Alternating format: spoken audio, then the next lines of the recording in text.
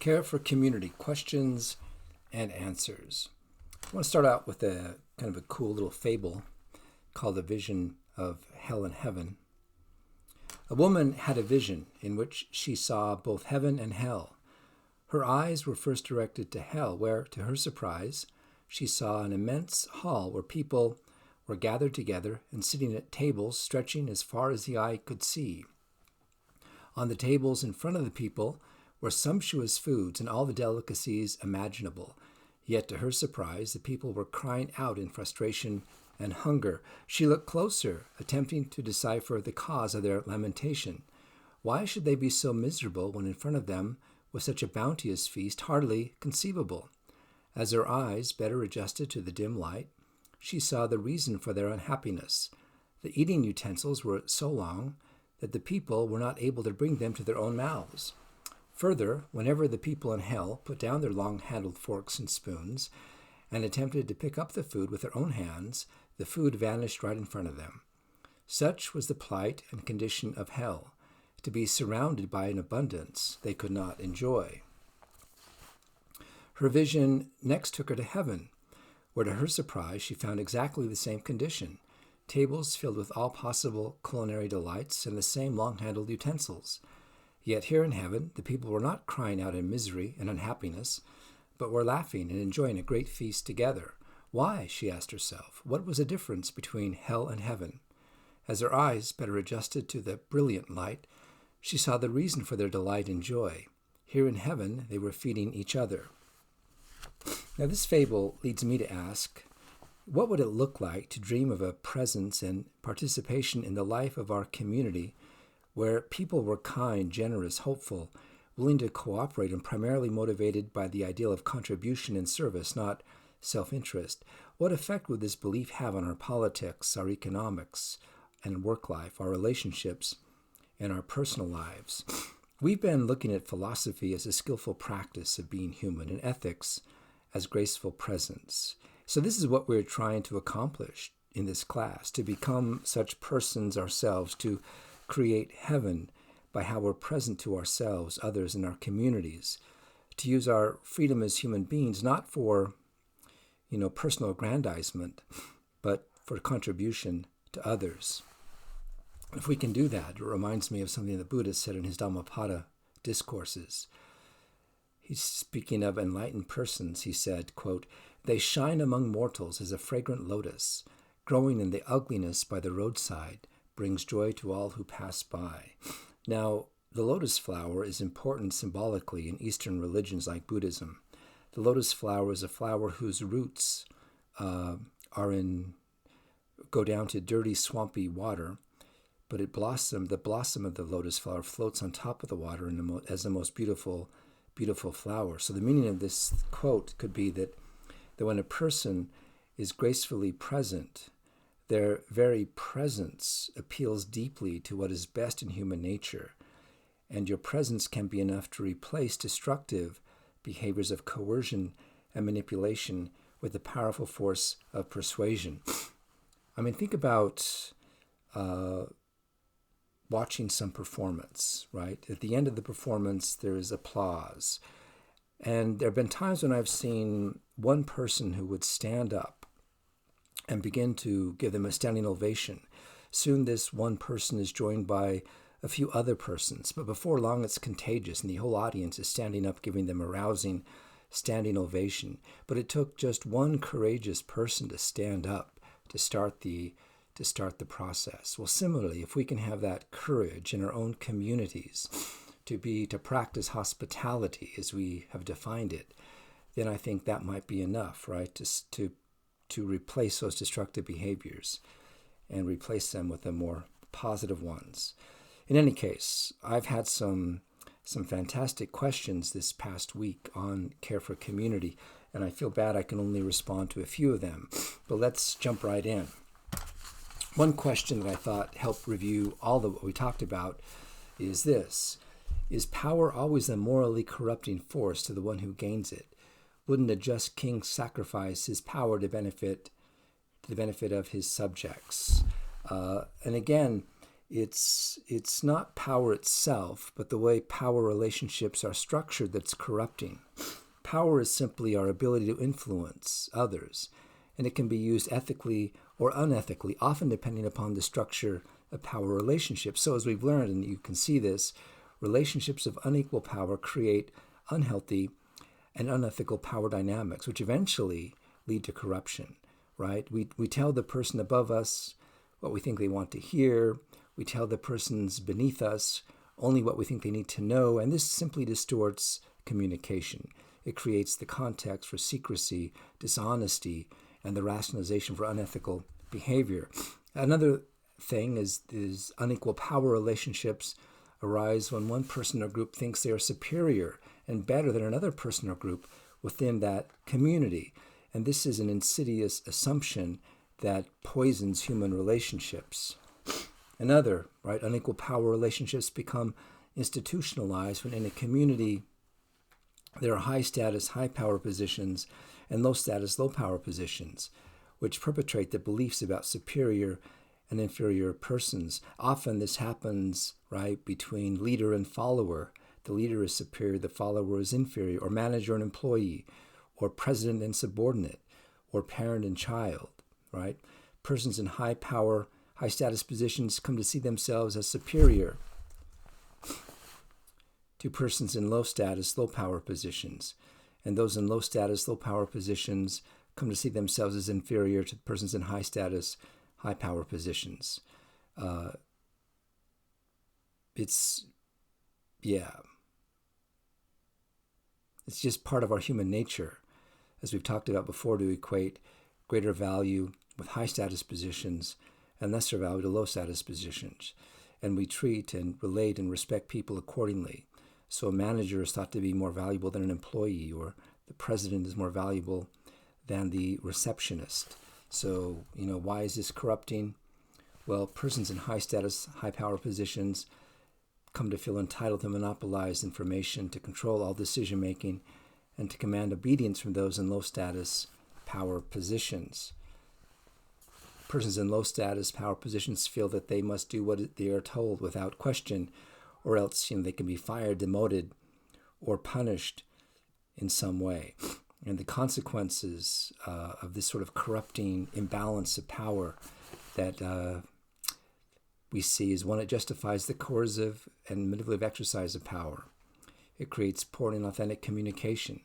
It perpetuates feelings of superiority and inferiority, which are dehumanizing. There's a loss of empathy. People in high status power positions are often unable or unwilling to see and feel, right, from the point of view of those in low power, low status positions. There's fewer constraints on dishonesty, promise breaking, cheating, and harming others. Feelings of entitlement to one's privileges and perks as a person of power and status. And if you recall Philip Haley's essay, From Cruelty to Goodness, these unequal power relationships create places of cruelty and humiliation. So this idea that unequal power relationships are problematic that I'm unpacking here has really has long been recognized, that unequal power relationships are so problematic. One particular religious source that I think speaks to this and might speak to some of you comes out of the New Testament. This is the story where two of Jesus' disciples, James and John, were jockeying for a high status position with the help of their mother. When the other 10 disciples heard of this, they became rather angry with the two. And then Jesus said in a way that I think captures what we're talking about here. When the 10 heard about this, that is the James and John jockeying for that high power position, they were indignant with the two brothers. Jesus called them together and said, "You know that the rulers of the Gentiles lord it over them, and their high officials exercise authority over them. Not so with you. Instead, whoever wants to become great among you must be your minister, and whoever wants to be first among you must be your servant." So we have this idea that we've talked about as hospitality, right? The key practice and care for community. And hospitality has five key practices, right? Commit to the persuasive exercise of power in our community. Recognize and treat everyone in the community as persons of equal worth, value, and dignity. Esteem all others in the community as equals. You esteem them as you want them to esteem you. No one is denied the opportunity to participate in the decision-making, governing, and leading, affecting their lives and well-being. And finally, respect that each person in the community possesses the equal privilege to speak and shares equal and reciprocal obligation to listen. Of course, you'll need to be creative and thoughtful in discovering ways to implement these practices in your new committee. So again, to answer the question, it's not power itself, but the context in which power is exercised that becomes unethical. And in Care for Community, we're trying to cultivate the practice of hospitality. The second question, also a good question. Bell Hooks, one of our women philosophers, argues this is the question, that power cannot be shared but will always be abusive until sexism, racism, and class are understood and eliminated from our society and culture and our ways of thinking and behaving. Do you agree? Or do you think that unequal systemic power relationships can be overcome without addressing the issues of sexism, racism, and class? Again, a great question. My response would be that sexism, racism, and classism are merely specific categories of unequal power relationships, right? Sexism is a belief that one gender is superior to the other gender and so ought to rule over it. Racism, similarly, is the belief that one race is superior to the other races and so ought to rule over them. Classism is the belief that one economic class is superior to the other and so ought to rule over it. So the essential nature of these three isms is the assumption of superior and inferior worth and the structure of an unequal power relationship. So if we uncover and then replace the unequal power relationship assumptions and structure with an equal power relationship through hospitality, then the three isms disappear. Now, this is so difficult because of our predisposition as status-seeking reciprocal altruists that we talked about earlier, right? We have this predisposition of seeking status. We're constantly comparing ourselves to others and seeking ways to improve our relative status or rank compared to them, right?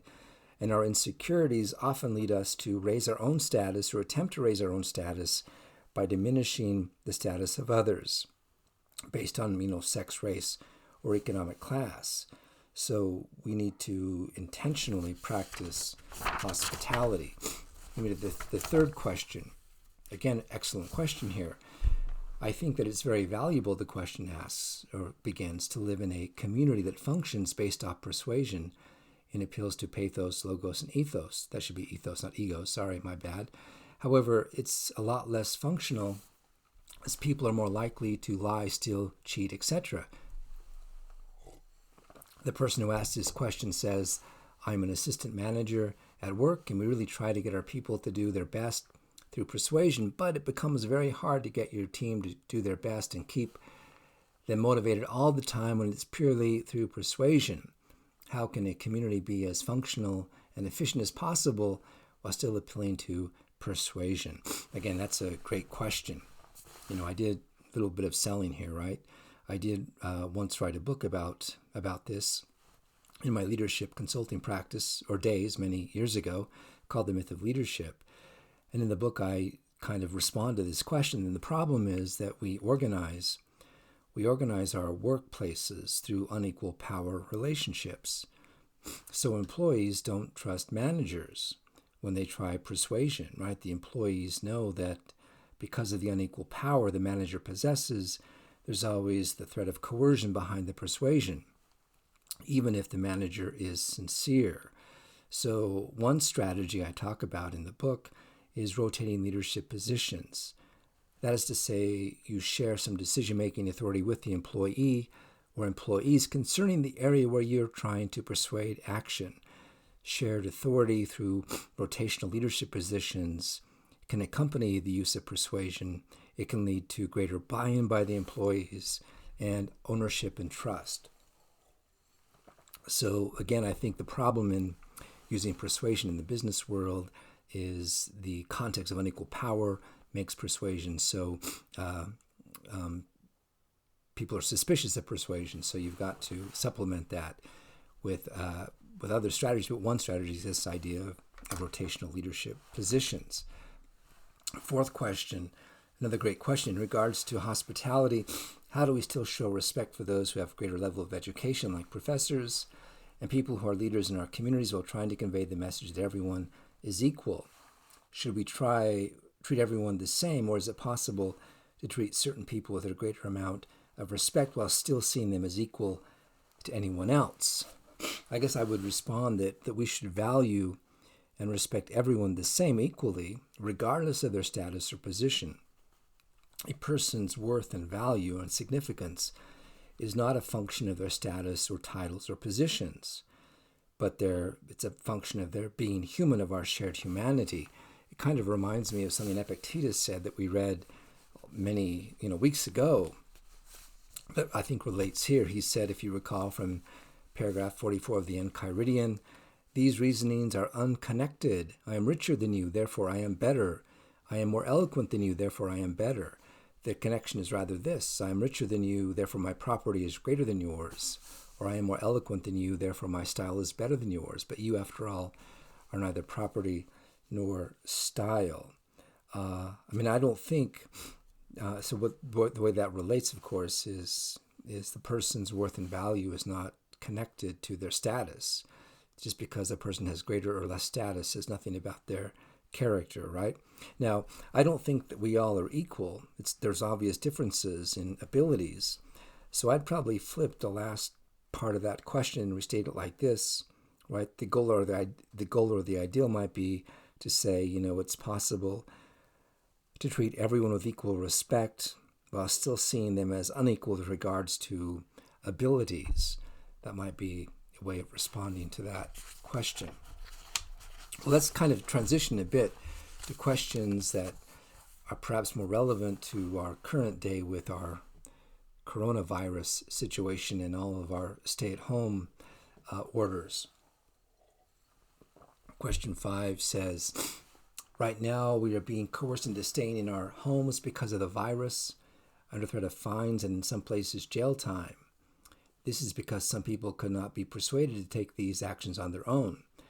I think anytime you have to force someone to do what you want, it is because your persuasion has failed. Therefore, it is not justified because it is a last resort and involves forcing your will onto other people, even if they disagree. This stands in opposition to liberty and having people stand for themselves.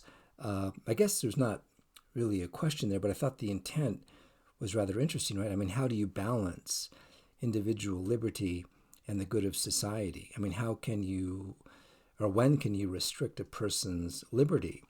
It kind of goes back to that tension we discussed, that key tension in care for community, which is balancing, individual liberty and cooperation. And what do you do when people refuse to cooperate? And in fact, there's a great philosopher who responded to this back in the 19th century, right? John Stuart Mill. He wrote a very famous book called On Liberty in 1859, in which you find a harm principle, which I think is very kind of relevant here. Mill was a utilitarian philosopher, but he was also worried in what he called the tyranny of the majority, which is an idea he got from Alexis de Tocqueville, a great French historian of American democracy. But Mill was worried that the many might coerce, right, or take away the liberty of the few. So he was trying to set out a principle when it was justifiable to infringe on another person's liberty. And he says this, and I quote, "The object of this essay is to assert one very simple principle as entitled to govern absolutely the dealings of society with the individual in the way of compulsion and control, whether the means used by physical force in the form of legal penalties or the moral coercion of public opinion. That principle is," and here we go, "that the sole end for which mankind are warranted, individually or collectively, in interfering with the liberty of action of any of their number is self-protection. That the only purpose for which power can be rightly exercised over any member of a civilized community against his will is to prevent harm to others," right? So Mill defines liberty as the absence of coercion by law or public opinion, or even more simply as doing what one desires. And again, his principle is that the only time we're justified in interfering with the person's exercise of their liberty is to stop them from materially harming someone else. Now, he does distinguish between harm and offense, right? In other words, if someone does something that offends you, that makes you feel uncomfortable or annoys you, if they only offend your feelings, that is not enough reason to interfere with their liberty. But if the other person's actions, right, will materially affect your harm your well-being, then there's justification to interfere with that. So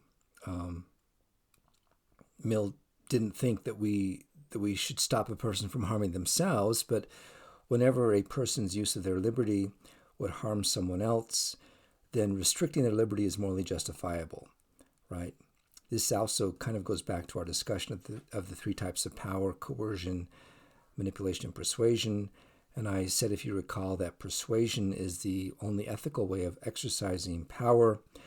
But we might add that there are exceptions, and the only exceptions to the persuasive use of power, right? The only thing that might justify the use of coercive or manipulative power is to stop someone from harming someone else, kind of according to Mill's harm principle. So, last question. Another great question, right? And it goes like this: I'd like to hear some ethical considerations about the way the public is shutting down in order to try and prevent the spread of coronavirus, with the issue being millions of people going unemployed and losing financial stability, all to try and save thousands of lives. What do ethics teach us about what the right thing to consider and do are in this situation? What might be some philosophical teachings applied in this way? So, great question, right? I mean, how might we evaluate different actions or options to find the most ethically justifiable choice? I mean, what criteria might we use that would be acceptable to most people, reasons that we could give that the others could not reasonably reject? In fact, those of you that are fans of The Good Place know that the ethics professor in that show loves to quote Scanlon's book, What We Owe to Each Other. In that book, Scanlon, I think, lays out a very important ethical point. He says, the reasons we have to treat others only in ways that could be justified to them underlie the central core of morality and are presupposed by all the most important forms of human relationship. These reasons require us to strive to find terms of justification that others could not reasonably reject, right? So if we're going to come up with some moral criteria to support our choice, they have to be criteria that other people cannot reasonably reject.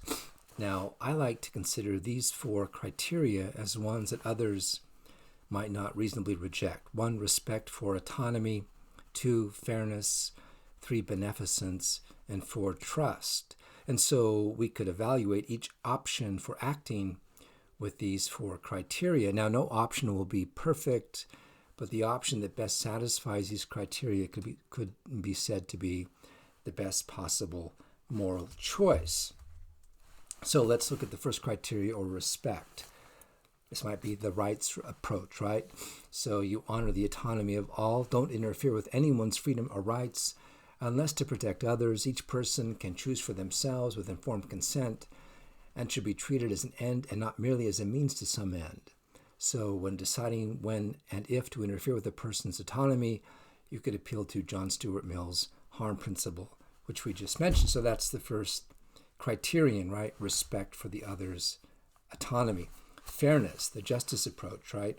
Treat everyone equally and impartially according to some universal and impersonal standard, and any unequal treatment must be defended by appeal to some objective standard. Third principle, beneficence or consequence. Ensure that the good done outweighs any harm that might result in the option that you're considering. And then trust, right? The common good approach. Do the most to increase trust and demonstrate compassion to all affected persons and serve the common good of healthy social relationships. So you might apply these 4 criteria. Go back to this slide. Apply these 4 criteria in response to our current pandemic situation, right? So what might be some options for acting? Well, one would be to do nothing, let the virus just do its worst and not try to restrict anyone's behavior. The second option might be to recommend but not enforce a shelter-in-place directive. So, Utah might be similar to that. Our governor has not, ordered people to stay at home, but simply recommended that option. A third option might be to make and enforce a shelter-in-place directive. So, you could be fined or even jailed if you violate the stay-at-home order. So those are three options: do nothing, recommend a shelter-in-place, or enforce a shelter-in-place. And then you could simply take those three options, evaluate each of them by those four criteria, and see which of those options you think best satisfies the moral criteria for respect, fairness, beneficence, and trust. Of course, I'm not going to do that for you, but now you have some moral tools that you can evaluate moral choices and policies according to.